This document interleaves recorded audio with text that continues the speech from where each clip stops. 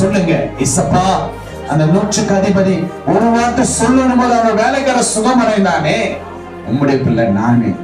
ஒரே ஒரு பார்வை பாருங்கப்பா, ஒரே ஒரு வார்த்தை சொல்லுங்க டாடி, என் வாழ்க்கை சுகமாகும், என் ப்ராப்ளம் என்ன சூழ்ந்து போகும், எனக்கு எல்லா நன்மையும் கிடைக்கும், ஒரு சந்தோஷத்தை கொடுப்பீங்க.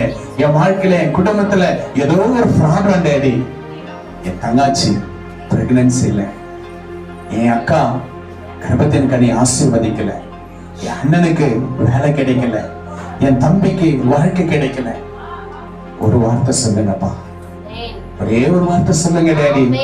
ஏசப்பா கிட்ட பேசி பாருங்களேன், அந்த ஆசீர்வாதத்தை நீங்க பெற்றுக்கொள்வீங்க. விசுவாசிக்கிறீங்களா?